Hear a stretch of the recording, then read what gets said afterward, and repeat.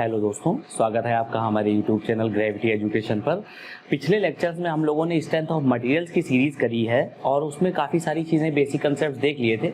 उसके आगे आज जो है टॉपिक बहुत इंपॉर्टेंट टॉपिक है और अगर आप मैकेनिकल इंजीनियर हैं, सिविल इंजीनियर हैं, तो आपको मैकेनिकल प्रॉपर्टीज़ या मटेरियल की जो भी प्रॉपर्टीज़ हैं उनकी बहुत अच्छी जानकारी होनी चाहिए। आपको पता होना चाहिए कि कौन कौन सी बेसिक प्रॉपर्टीज़ हैं जो मटेरियल्स के लिए, मटेरियल्स के फॉर्मुलेशन के लिए, फॉर्मिंग के लिए, या कह दो मटेरियल को किसी मशीन में यूज़ करने के लिए होनी चाहिए। कहने का मतलब क्या है? कहने का मतलब ये है कि सपोज इस तरह का एक रॉड है, हाँ, इस रॉड को अगर हम ऐसे खींच रहे हैं, इस तरह से हम क्या कर रहे हैं, इस रॉड को खींच रहे हैं, लोड P लगा करके खींच रहे हैं सपोज, तो क्या होने वाला है कि ये जब लोड P लगा करके खींचेंगे तो इंटरनल रेसिस्टिंग फोर्सेस डेवलप होंगे। Clear? Internal resisting forces develop होने के बाद क्या होगा कि मटेरियल या तो डिफॉर्म होगा, इस तरह से लेंथ बढ़ जाएगी, या तो मटेरियल क्या होगा, ब्रेक हो जाएगा। तो देखो, जिन मटेरियल्स की लेंथ बढ़ रही है, जिनमें डिफॉर्मेशन ज्यादा हो रहा है, तो वो मटेरियल, उनके पास कुछ अलग प्रॉपर्टी होगी। कुछ मटेरियल्स ऐसे होंगे जिनको हम तुरंत ऐसे लोड देंगे और वो ब्रेक कर जाएंगे, तो उनके अंदर अलग प्रॉपर्टी होगी। कोई मटेरियल, सपोज कोई इस तरह का ब्लॉक है, इस ब्लॉक को हमने क्या किया, कहा कि भैया इस ब्लॉक को हमको हैमर करना है, हैमरिंग कर रहे हैं, मान लो इसको हथौड़े से पीट रहे हैं, हथौड़े से पीट रहे हैं, तो ये हो सकता है कि इसके जो चारों तरफ फैल जाए और इसका जो ये वाला जो डेप्थ है, ये डेप्थ कम हो जाए, छोटी हो जाए, पतली हो जाए, ठीक, तो ये हो सकता है इस तरह से बन जाए। तो ये कोई अलग प्रॉपर्टी होगी मटेरियल की। अगर मटेरियल को हमने ब्लॉक को हमने पीट कर ऐसा कर दिया और मटेरियल ऐसा हो जा पा रहा है, तो इस प्रॉपर्टी को कहते हैं मैलिबिलिटी। हल्के शब्दों में समझ लेते हैं अभी, ठीक। अगर हमने मटेरियल कंपोनेंट को लोड दिया और लोड ने क्या किया, इतना डिफॉर्मेशन दे दिया, या कह दो कि मटेरियल जो है वो बढ़ता चला जा रहा है, खिंचता चला जा रहा है, तो कह देंगे कि भैया मटेरियल ना, उसकी डक्टिलिटी बहुत अच्छी है। क्या अच्छी है? डक्टिलिटी। अब मटेरियल को हम खींच रहे हैं, मटेरियल खिंचता चला जा रहा है, मतलब मटेरियल डक्टाइल है। अगर मटेरियल को खींचे और material without any plastic deformation, stress strain curve में हम लोग देख चुके हैं प्लास्टिक डिफॉर्मेशन क्या होता है। मटेरियल अगर without any plastic deformation break कर जाए तो उस मटेरियल को क्या कहेंगे? उस मटेरियल को कहेंगे ब्रिटल मटेरियल, ठीक है। अच्छा, एक चीज आती है इलास्टिसिटी। कोई कंपोनेंट है इस तरह का, इस कंपोनेंट को हमने क्या किया, ऐसे खींचा और खींचने के बाद इसने डिफॉर्मेशन लिया, प्लास्टिकली डिफॉर्म हुआ, और उसके बाद हमने लोड हटा दिया, तो ये क्या हुआ, अपनी ओरिजिनल पोजीशन पे आ गया। यहां तक गया था under the action of that load, उसके बाद जैसे ही लोड हमने हटाया वैसे ही ये क्या हो गया, अपनी ओरिजिनल पोजीशन पे आ गया। तो इस तरह की जो प्रॉपर्टी होती है उसको हम इलास्टिक प्रॉपर्टी कहते हैं या इलास्टिसिटी कहते हैं। क्लियर हो गया होगा? तो यहाँ पे हम लोगों ने एक बेसिक रफ आइडिया देख लिया, किसका, एक प्रॉपर्टी हो गई डक्टिलिटी, एक हो गई ब्रिटलनेस, एक हो गई मैलिबिलिटी और एक हो गई इलास्टिसिटी। तो नॉर्मली हम लोगों को पता होता है, लेकिन अगर कुछ नहीं पता है तो उसको हम देख ले रहे हैं इस लेक्चर में। तो इसमें सबसे पहली जो प्रॉपर्टी है वो इलास्टिसिटी है। इलास्टिसिटी के अंतर्गत देखो क्या कहा गया है, it is the property of material by virtue of which material will be able to regain its original shape after the removal of the applied load। क्या हुआ मतलब? भाई देखो, अभी एक मैं बता चुका हूं रफ वे में, ये ब्लॉक है, ये कोई कंपोनेंट है, बार है, इस पे हमने लोड लगाया P। अच्छी बात, इसमें लोड लगाया P, तो इसने क्या किया, अपनी लेंथ बढ़ा ली। जैसे इसने लेंथ बढ़ाई, इस तरह से हो गया। अब हम कर क्या रहे हैं, देखो जब लेंथ बढ़ेगी तो देखिए यहाँ पे जो वॉल्यूम है, जो बार है, उसका वॉल्यूम कांस्टेंट है, लेंथ बढ़ रही है, मतलब क्या हो रहा है, अरे भैया वॉल्यूम ये है एरिया इनटू लेंथ। हाँ, अब देखो दूसरी बार बाद में एरिया क्या हो गया, बाद में लेंथ जब बढ़ गई तो एरिया क्या हो जाएगा, कम हो जाएगा। तो यहाँ पे इसका देखो क्रॉस सेक्शनल एरिया ज्यादा दिख रहा है और इसका क्रॉस सेक्शनल एरिया कम दिख रहा है।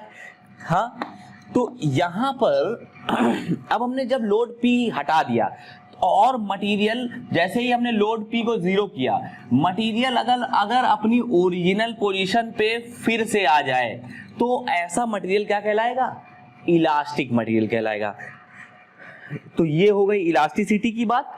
अगर मटेरियल को हमने लोड दिया और मटेरियल को लोड दिया, उसने डिफॉर्मेशन कर लिया, फिर से हमने क्या किया, उसको लोड हटा दिया और मटेरियल अपनी ओरिजिनल पोजीशन पे, मतलब मटेरियल वही बना हुआ है जहां बना था, तो ऐसा मटेरियल इलास्टिक मटेरियल नहीं कहलाएगा। स्ट्रेस स्ट्रेन कर्व हम लोगों ने देखा है, देखना स्ट्रेस स्ट्रेन कर्व। तो स्ट्रेस स्ट्रेन कर्व में एक चीज देखी थी, ये हाँ यहां पर कुछ इलास्टिक लिमिट हुआ करती थी, ये जो था ये क्या था, ये इलास्टिक जोन हुआ करता था। अगर ना देखा हो तो पिछले लेक्चर में जाकर के हम लोग देख सकते हैं। ये इलास्टिक जोन है। अगर मटेरियल यहां तक हमने लोड दिया, इतने डिफॉर्मेशन इतने स्ट्रेन तक खींच दिया मटेरियल को और छोड़ दिया, तो मटेरियल अपनी ओरिजिनल पोजीशन पे आ जाएगा। हाँ मतलब इलास्टिसिटी। और अगर हमने और ज्यादा आगे ले गए, मटेरियल को प्लास्टिकली डिफॉर्म कर दिया, मटेरियल क्या होगा, अब मटेरियल में परमानेंट डिफॉर्मेशन हो गया। जब परमानेंट डिफॉर्मेशन हो गया तो मटेरियल को हमने छोड़ा, मटेरियल पे जो लोड लगाया था उसको हमने रिलीज कर दिया, लेकिन उसमें कोई जो है बदलाव नहीं आ रहा है मटेरियल के अंदर, वो ओरिजिनल पोजीशन पे ही बना हुआ है। तो वो प्रॉपर्टी जो होती है मटेरियल की, उसको क्या कहते हैं हम? प्लास्टिसिटी कहते हैं। क्लियर हो गया होगा, ये हो गई होगी ये बात। तो एक बार प्लास्टिसिटी को देख लेते हैं। तो प्लास्टिसिटी के बारे में बुक में लिखा हुआ है इन्होंने, plasticity is the converse of elasticity. मतलब प्लास्टिसिटी जो है वो इलास्टिसिटी का जस्ट अपोजिट कंसेप्ट है। हाँ, इसमें लिखा हुआ है, a material in plastic state is permanently deformed by the application of the load. तो हमने क्या कहा, लोड लगाया, जैसे ही लोड लगाया वैसे ही मटेरियल क्या हुआ, इलास्टिक जोन को धीरे धीरे लोड बढ़ाते जा रहे हैं, इलास्टिक जोन को ओवर रीच कर गया, कहां पहुंच गया, प्लास्टिक जोन पे पहुंच गया। और प्लास्टिक जोन पे जब मटेरियल पहुंचा तो क्या हो गया भैया, परमानेंटली डिफॉर्म हो गया। क्लियर? तो ये तो हो गई प्लास्टिसिटी। अब देखो एक बात समझो, यहां पर जो मटेरियल के अंदर प्रॉपर्टी आएगी, जो बिहेवियर आएगा, मैंने कभी स्ट्रेस स्ट्रेन कर्व जब पढ़ाया था उसमें बताया था कि इलास्टोप्लास्टिक डिफॉर्मेशन होता है, इलास्टिक देन प्लास्टिक, और बीच का क्या होता है, इलास्टोप्लास्टिक डिफॉर्मेशन। यहां पर मटेरियल के अंदर विस्कस नेचर हो जाता है, मटेरियल क्या करता है, फ्लो करता चला जाता है। लोड दोगे उसमें क्या होगा, वो फ्लो करता चला जाएगा, विस्कोसिटी आ जाएगी मटेरियल के अंदर। ठीक है, तो ये जो बिहेवियर है ये विस्कस नेचर को भी शो करता है मटेरियल के। और एक बात और कह रहे हैं कि प्लास्टिसिटी जो है वो इंपॉर्टेंट है। प्लास्टिसिटी देखिए कहां इंपॉर्टेंट है, किसी भी मटेरियल को, कब सपोज स्टील है, तो हमें क्या करना है, हमें स्टील की रॉड्स बनानी है। तो स्टील की रॉड्स बनाने का कोई तरीका होगा। अगर हम लोग जब मैन्युफैक्चरिंग प्रोसेस पढ़ेंगे तो उसमें हम लोग देखेंगे कि स्टील कैसे बनाया जाता है, स्टील की रॉड्स कैसे बनाई जाती हैं। स्टील लिया और उसको क्या किया, एक्सट्रूजन कर दिया, कुछ इस तरह का होगा। जैसे सपोज यहाँ पे हमने स्टील लिया, मॉल्टेन स्टील है, गरम है स्टील, कुछ इस तरह से एक इंजेक्शन की तरीके मान लो इसको, पीछे से हम क्या कर रहे हैं, प्रेशर दे रहे हैं और आगे से वो स्टील जो है क्या हो रहा है, वो एक रॉड के फॉर्मेट में निकलता चला जा रहा है। छोटी छोटी रॉड्स अगर हमको बनानी है तो हम क्या कर लेंगे, हम इससे एक्सट्रूजन प्रोसेस से बना लेंगे। और अगर सरिया बनानी है तो सरिया जो होगी वो रोलिंग से बनती है, कभी बताया जाएगा जब हम लोग मैन्युफैक्चरिंग प्रोसेस पूरा पढ़ेंगे।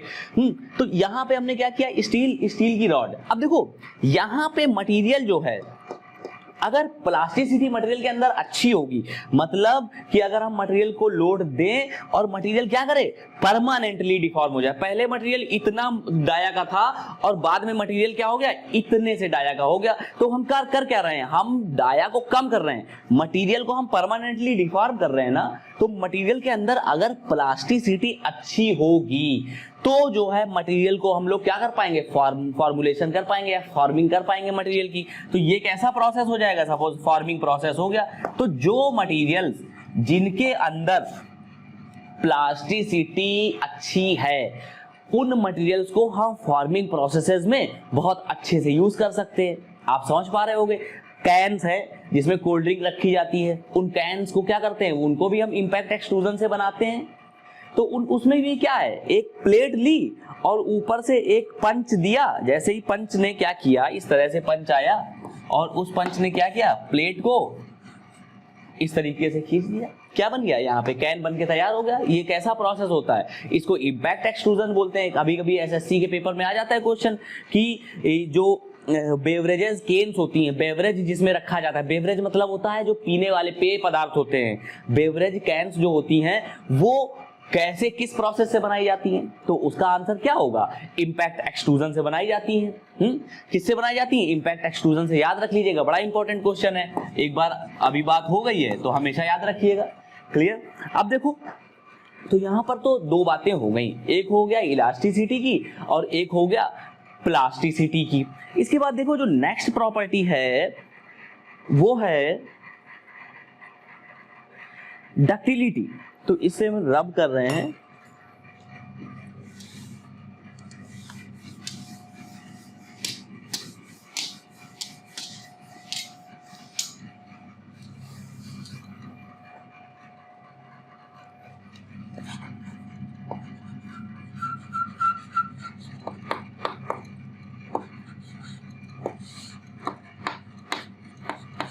देखो डक्टिलिटी क्या होता है, ductility is the characteristics which permits a material to be drawn out longitudinally to a reduced section. मतलब क्या हुआ कि एक इस तरह का बार है, हमने क्या किया, इसको लोड पी दिया। हाँ, अब मटेरियल बार जो है वो अगर इस तरह से बार की हमने लेंथ बढ़ा दी under the action of that load P, बार की जब लेंथ बढ़ी, मैं अभी ऑलरेडी बता चुका हूं, एरिया क्या होगा, क्रॉस सेक्शन कम हो जाएगा, लॉन्गिट्यूडिनली लेंथ जो है वो कंपोनेंट की बढ़ती चली जा रही है। अब देखो डक्टिलिटी जो प्रॉपर्टी है इसका यूटिलाइजेशन हम करते कहाँ हैं, इसको हम कहाँ पे यूटिलाइज कर रहे हैं, कौन सी ऐसी चीज होगी या कौन सा ऐसा मैन्युफैक्चरिंग प्रोसेस होगा जहां पर हम डक्टिलिटी को यूटिलाइज करेंगे। तो देखना, एक बात समझो, सपोज यहां पर हमने एक ऐसी डाई बनाई। डाई का मतलब समझ पा रहे होंगे आप, डाई का मतलब जैसे सपोज इस तरह का एक हम लोगों ने हॉलो, ये हॉलो सेक्शन है, ऐसा है हॉलो सेक्शन है, ठीक है। हमने क्या किया, इस तरह से हमने क्या किया, यहां पे एक स्टील रॉड ली, हाँ एक रॉड ली और इस रॉड को हमने क्या किया, यहां पर किसी माध्यम से बाय एनी मीन्स, बाय कुछ मोटर लगी होगी या कोई ऐसा प्रोसेस होगा जिससे हम यहां से इसको क्या कर रहे हैं, खींच रहे हैं। हाँ, तो देखो यहां पे क्या होगा, जब ये वायर, जब ये बार या रॉड अंदर खींचेगा, भाई बहुत ज्यादा हाई पावर मोटर का यूज करेंगे और क्या करेंगे, इस रॉड को कहीं फांस देंगे, बांध देंगे इससे। हाँ, और जब मैन्युफैक्चरिंग प्रोसेस पढ़ाएंगे तो इस पे भी अच्छी खासी चर्चा होगी, लेकिन हम अभी यहाँ छोटे टर्म्स में समझ लेते हैं कि ये मटेरियल लिया और उसके बाद क्या किया, यहाँ पे हमने मोटर से बांध करके किसी तरह के तरीके से इसको खींच रहे हैं। तो जब हम खींच रहे हैं तो मटेरियल जो है ना, वो उसका जो डाया है वो कम होता जा रहा है, डाया कम होकर के ऐसा बना जा रहा है। हाँ, इसके बाद फिर हमने सपोज एक डाई लगा दी अगर, तो ये क्या हो गया, और पतला हो गया, और सपोज अगर एक डाई और लगा दी तो ये जो है बहुत पतला हो गया इसका डाया। तो देखो क्या हो रहा है, मल्टीपल प्रोसेसेस में जो डाया है रॉड से क्या बन गया, वायर बन गया। That kind of process wire drawing कहलाता है। लेकिन वायर ड्राइंग उन्हीं मटेरियल्स का कर सकते हैं, उन्हीं मटेरियल्स को वायर के फॉर्म में कन्वर्ट कर सकते हैं, ड्रॉ कर सकते हैं, जिन मटेरियल की डक्टिलिटी अच्छी होगी, जिन मटेरियल की क्या अच्छी होगी, डक्टिलिटी अच्छी होगी। मतलब क्या हुआ कि मटेरियल को लॉन्गिट्यूडिनली जो है क्रॉस सेक्शनल एरिया हम कम कर पाए। भाई क्रॉस सेक्शनल एरिया कम कर पा रहे हैं और लॉन्गिट्यूडिनल लेंथ अगर हम बढ़ा पा रहे हैं तो हम कह देंगे कि भैया मटेरियल जो है वो डक्टाइल है। मतलब हम खींच रहे हैं, मटेरियल खींचता चला जा रहा है, मटेरियल प्लास्टिक डिफॉर्मेशन पा रहा है और अच्छा खासा डिफॉर्मेशन मिल रहा है मटेरियल को। आप समझ पा रहे होंगे, भाई हम खींच रहे हैं और मटेरियल में ये परमानेंट डिफॉर्मेशन आ गया। अगर मटेरियल में ये परमानेंट डिफॉर्मेशन आ गया तो हम कहेंगे ना खींच रहे हैं, और मटेरियल क्या हो रहा है, लॉन्गिट्यूडिनली खिंचता जा रहा है, इसका क्रॉस सेक्शनल एरिया कम होता जा रहा है, तो कह दिया कि भैया मटेरियल कैसा है, डक्टाइल। अभी यही सोचो हम क्या करते, एक ऐसा मटेरियल लेते जो ब्रिटल होता। ब्रिटल मटेरियल क्या होता है, अभी मैंने थोड़ा सा आपको बता दिया है सबसे शुरुआत में इंट्रोडक्शन में कि भैया एक मटेरियल लो और उसको क्या करो, ऐसे खींच दो, जैसे जैसे पेंसिल की नोक, पेंसिल की जो लेड आती है ग्रेफाइट की बनी हुई होती है, जो जैसे जैसे ये पेन है ऐसे ही पहले पेंसिल आया करती थी, अभी भी आती होंगी। तो उसमें क्या करते हैं हम लोग, पेंसिल की जो वो ग्रेफाइट की जो रॉड होती है पतली सी, उसको हम प्लेस कर देते हैं और पेंसिल जो है वो क्या करते हैं, लिखने के काम आती है। अब देखो, अगर हम उस मटेरियल को लें, उस जो नोक है वो लेड है ग्रेफाइट का, उसको लें और उसको ऐसे खींच दें, ऐसे अगर खींचेंगे तो देख पा रहे होंगे, पता है क्या होने वाला है, ऐसे ब्रेक हो जाएगा, यहां से तुरंत ब्रेक हो जाएगा जब हम under the action of that load देखेंगे P। ठीक, तो ये क्या हुआ यहाँ पे, विदाउट एनी प्लास्टिक डिफॉर्मेशन, मतलब मटेरियल प्लास्टिक डिफॉर्मेशन पे नहीं आया, यहाँ ब्रेक हो गया। तो ये मटेरियल कैसा हुआ, ये हुआ ब्रिटल मटेरियल। हाँ, अब देखो यहाँ पर एक और, मतलब एक चीज मैं और सोच रहा हूं बताने के लिए, जैसे ये चौक है, ये चौक है एक, और ये इस तरीके से प्लेस है चौक। अब हमने क्या किया कि इसकी जो लेंथ है वो बढ़ा के अब ये लिख रहे हैं हम, देखो ये लिख रहे हैं हम, तो क्या होगा, ये टूट गई, ये ब्रेक कर गई। इसके ब्रेक करने का क्या रीजन रहा, इसके ब्रेक करने के रीजन को जरा एक बार हम समझते हैं, कहीं ना कहीं ये भी मैकेनिकल प्रॉपर्टीज से रिलेटेड कंसेप्ट है। देखिए होगा क्या, होगा ये कि सपोज ये चॉक होल्डर है जो मेरे हाथ में है और यहां पे ये चॉक है, ठीक। अब देखो हमने क्या किया, इसको बोर्ड पे चलाया, जब बोर्ड पे चलाया तो यहां पर हमने लोड दिया है, जब लोड दिया तो इस पे क्या हुआ, एक बेंडिंग मोमेंट डेवलप हुआ है ड्यू टू द लोड, जो हम ये थंब से लगा रहे हैं, एक बेंडिंग मोमेंट डेवलप हुआ, ये समझिएगा, बहुत बेसिक एग्जांपल है, ये लोड हमने लगाया यहां पे। अब देखो ये पॉइंट जो है, ये पॉइंट क्या हो गया, ये वाला जो सेक्शन हो गया, ये हो गया क्रिटिकल सेक्शन, यहां पर लोड सबसे ज्यादा लग रहा होगा, क्यों, P इंटू लेंथ क्या आया, P इंटू लेंथ, मोमेंट सबसे ज्यादा आया। जब मोमेंट सबसे ज्यादा आया और इसने कुछ इस तरह से इसको जो है बेंड करने की कोशिश की, तो एक जो ये वाला जो फाइबर है, ये फाइबर पॉजिटिव स्ट्रेसेस बियर कर रहा है और ये वाला फाइबर नेगेटिव स्ट्रेसेस बियर कर रहा है। अब ये जो मटेरियल है, ये जो कंपोनेंट, ये मटेरियल जो है ये ब्रिटल मटेरियल है, ब्रिटल मटेरियल जो है वो टेंसाइल स्ट्रेसेस नहीं बियर कर पाता है, टेंसाइल स्ट्रेसेस बियर करने में वो वीक होता है, वीक इन टेंशन होता है, तो क्या हुआ, ब्रेकिंग हो गई। आप समझ रहे हैं, यहाँ पे ये ब्रेक कर गया। ऐसे ही यहाँ भी ये ब्रिटल मटेरियल जो था, इसने क्या किया, इसने लोड लिया, टेंसाइल लोडिंग इसको दी, ये ब्रेक कर गया। बात समझ पा रहे होंगे। तो ये बात हो गई, प्लास्टिसिटी हम समझ गए, सॉरी दिस इज डक्टिलिटी हम समझ चुके हैं। इसके बाद नेक्स्ट जो प्रॉपर्टी आती है वो ब्रिटलनेस आती है। मैंने आपको ब्रिटलनेस बता दिया, एक बार पढ़ देते हैं इंग्लिश में कि brittleness implies lack of ductility, मतलब अगर कोई कंपोनेंट, कोई मटेरियल ब्रिटल है तो ये बात तो बिल्कुल सही है कि वो डक्टाइल नहीं होगा। मानते हैं क्या कि ब्रिटलनेस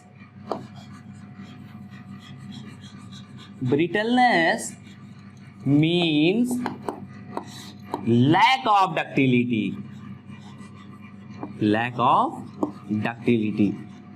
अरे अगर भैया डक्टाइल होगा तो ब्रिटल नहीं होगा, है कि नहीं, अपोजिट है भाई, ये लेंथ इसकी बढ़ रही है तो डक्टाइल हो गया। अगर प्लास्टिक डिफॉर्मेशन नहीं हो गया तो मटेरियल क्या हो जाएगा, मटेरियल क्या हो जाएगा, ब्रिटल हो जाएगा। इसी को हम यहां से ये भी लिख सकते हैं, जीरो प्लास्टिक डिफॉर्मेशन।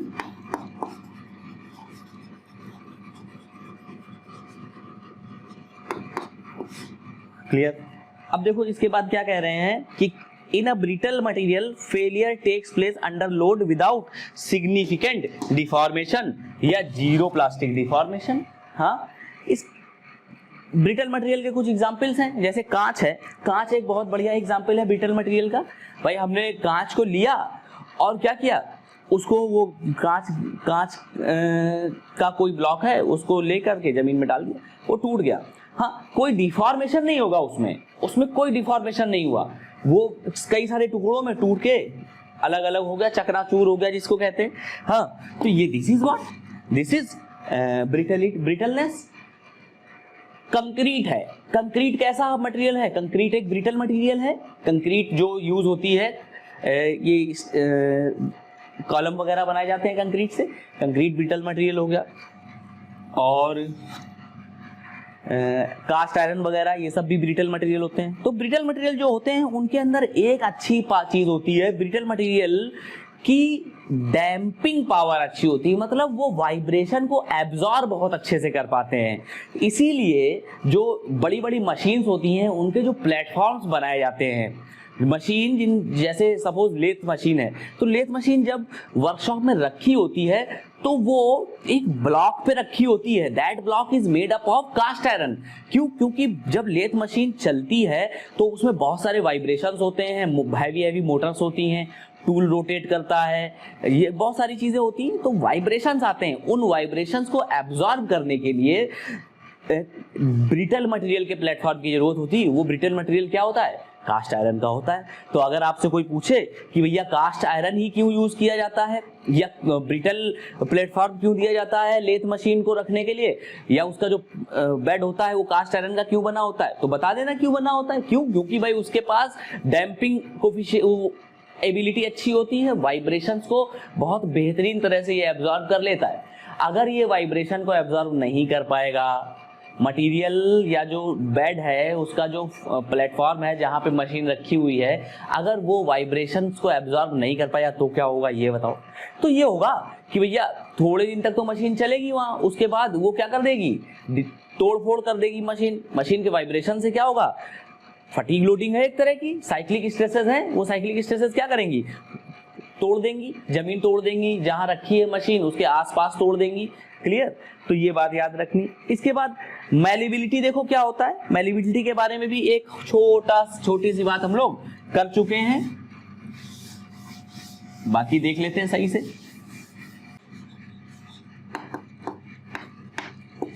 तो मैलिबिलिटी के बारे में देखिए क्या लिखा है, it is a property of material which permits the material to be extended in all direction without rupture. क्या? Permits the material,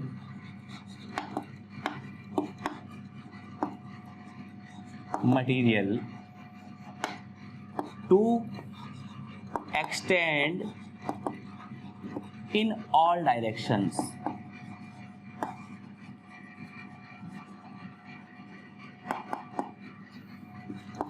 without rupture।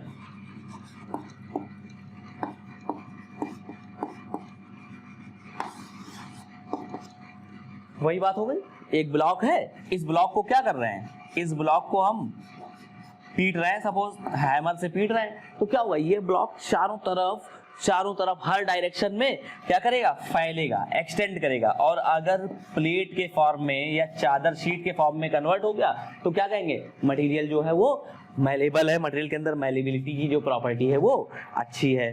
हाँ, इसके बाद देखो एक बड़ा इंपॉर्टेंट सी प्रॉपर्टी है,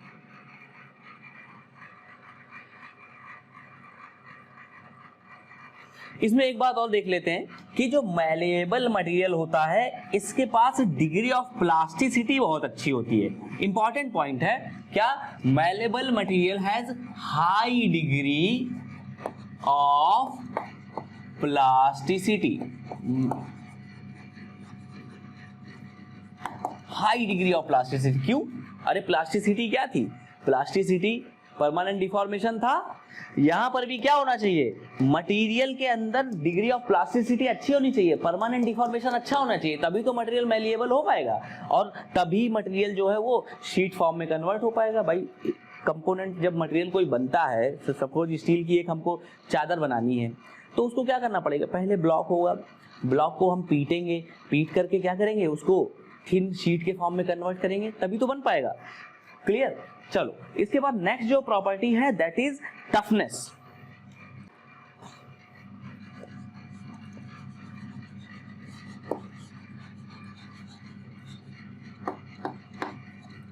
देखो टफनेस क्या होती है, toughness is the property of material which enables it to absorb energy without fracture.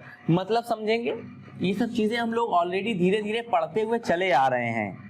देखिए जैसे हमने कहा कि भैया एक मटेरियल था, उस पे स्ट्रेस स्ट्रेन कर्व हमको ये मिल रहा है स्ट्रेस स्ट्रेन कर्व। हाँ अच्छी बात है। अब देखो होगा क्या कि यहाँ पे मटेरियल ब्रेक कर रहा है, तो इतनी एनर्जी ये है ये the area of the stress strain curve is known as what, toughness. तो ये क्या है बेसिकली, ये है energy absorbed by the material, energy absorbed by the material up to fracture point, या ये कह दो energy absorbed by the material without fracture. मतलब जस्ट इस पॉइंट तक मटेरियल कितनी एनर्जी एब्जॉर्ब कर लेता है, that energy is known as what, toughness of the material sigma. और ये एप्सिलॉन का जो ये वाला कर्व आ रहा है that is known as what, toughness. ये देखो ये क्या है, energy required by the material है, मतलब मटेरियल कितनी एनर्जी रिक्वायरमेंट है, मटेरियल को कितनी एनर्जी की रिक्वायरमेंट है। हम लोड दे रहे हैं और मटेरियल क्या हो रहा है, उसको लेता चला जा रहा है, लोड को बियर करता चला जा रहा है, एक मैक्सिमम पॉइंट आएगा जहां पे ये ब्रेक कर जाएगा। तो उस पॉइंट के पहले तक जितनी एनर्जी मटेरियल ने एब्जॉर्ब करी है strain energy, that energy is known as what, toughness. ये जो है इसकी यूनिट होती पर यूनिट वॉल्यूम, ठीक है। नेक्स्ट जो है, अच्छा इसमें एक बात और जान लीजिए, ये जो टफनेस है ये जो शॉक लोड्स होते हैं उनके लिए बड़ी इंपॉर्टेंट प्रॉपर्टी मानी जाती है। शॉक लोड्स जो हैं, जिस मटेरियल के अंदर टफनेस अच्छी होती है एंड स्ट्रेन एनर्जी एब्जॉर्ब करने की क्षमता अच्छी होती है, वो मटेरियल शॉक लोड बियर कर पाता है, ठीक। तो जिसकी टफनेस अच्छी होगी वो शॉक लोड, जो ये झटके वाले लोड होते हैं उनको बियर कर पाता है, ये बात याद रखना। नेक्स्ट इसके बाद देखेंगे टफनेस के बाद क्या आएगी, टफनेस के बाद एक प्रॉपर्टी आती है हार्डनेस। तो हार्डनेस क्या होता है,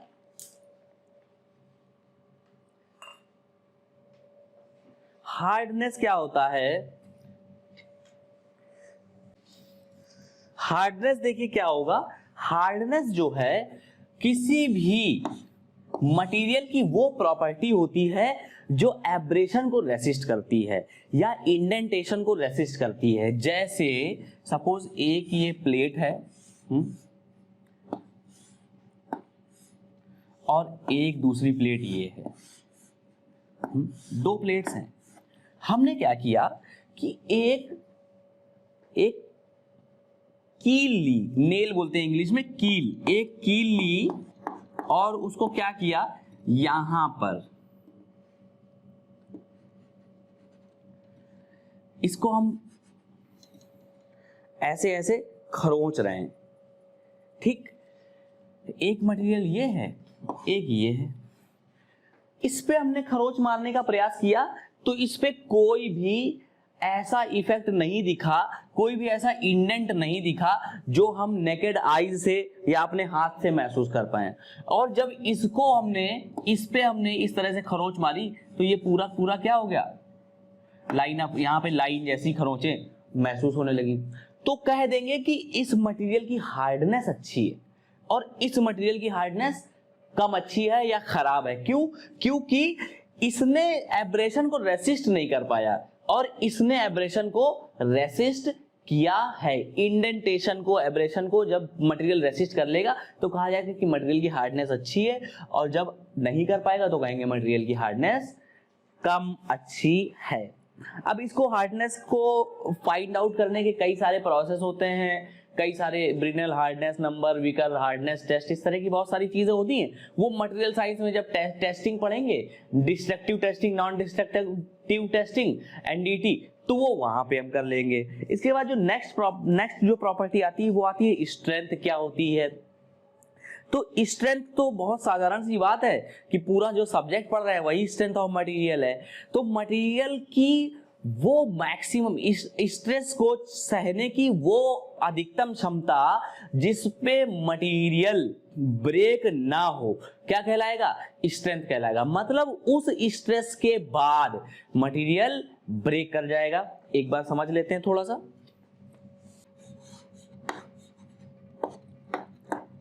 देखो समझिएगा, एक ये रॉड है, ये रॉड, ये बार, ये ब्लॉक जीवन भर बनते रहेंगे जब तक हम लोग मैकेनिकल इंजीनियरिंग पढ़ेंगे। यहां पे हमने लोड लगा दिया।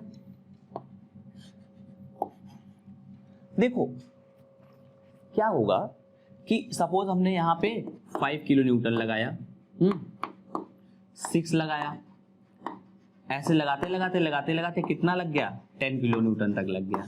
क्लियर? देखो जैसे हम 10 किलो न्यूटन तक आए, उसके बाद हो सकता है कि ये जो ब्लॉक है ये क्या कर जाए, ये यील्डिंग स्टार्ट हो जाए। मतलब ये कैसा हो जाए? लूज हो जाए, विस्कस नेचर का हो जाए, इसमें प्लास्टिक डिफॉर्मेशन होना शुरू हो जाए। हाँ, तो हम कहेंगे कि भैया देखो यील्डिंग स्टार्ट हो गई। यील्डिंग पे मटेरियल की स्ट्रेंथ कितनी थी? इस लोड के करेस्पॉन्डिंग थी। मतलब जब तक ये कंपोनेंट, ये मटेरियल विदाउट यील्डिंग मजबूती से हमारा लोड सहता जा रहा था, तब तक हम कह रहे थे कि भैया इसके अंदर स्ट्रेस बियर करने की क्षमता है। जैसे ही हमने धीरे धीरे धीरे धीरे लोड बढ़ाया, स्ट्रेस बढ़ती रही, तो हमने कहा कि 10 किलो न्यूटन के करेस्पॉन्डिंग ये जितनी स्ट्रेस बियर कर पाएगा वही मटेरियल की क्या हो जाएगी? स्ट्रेंथ, क्योंकि मटेरियल उसके बाद फेल कर रहा है। बात समझ रहे हैं भाई? आई थिंक आपको समझ में आ रहा होगा, क्लियर है। तो मैक्सिमम जो एबिलिटी होती है किसी भी मटेरियल की स्ट्रेस बियर करने की जो क्षमता होती है, that is known as what? Strength. तो देखिए कई सारी प्रॉपर्टीज हो गई, काफी जल्दी जल्दी, थोड़ा सा जल्दी डिस्कस किया है, क्विकली डिस्कस किया है मैंने, लेकिन हाँ इतना जरूर है कि सारे के सारे कंसेप्ट जो हैं वो क्लियर हो गए होंगे आपको। वीडियो देखिए, आपको समझ में आएंगी चीजें। और इसके अलावा हम ये कोशिश करेंगे कि जैसे आज का जो लेक्चर है उसकी पीडीएफ आपको टेलीग्राम ग्रुप में या जो हमारा लेक्चर है, जो ड्राइव है, उसमें शेयर कर देंगे। तो आपको वहां से क्या होगा कि अपना जो ये पीडीएफ है वो मिल जाएगी, उस वहां से आपको नोट्स मिल जाएंगे, वो आप पढ़ लोगे तो आपका कंसेप्ट यहाँ से आपको मिल गए हैं, आपका क्लियर हो जाएगा। और ये टॉपिक्स ऐसे हैं कि SSC, JE, engineering services exams या यूनिवर्सिटी एग्जाम्स, सब में बहुत अच्छी तरह से पूछे जाते हैं। तो अच्छा लगा हो आपको तो हमारा लेक्चर जो है आप लाइक, शेयर, सब्सक्राइब करें और पढ़ते रहें, खुश रहें।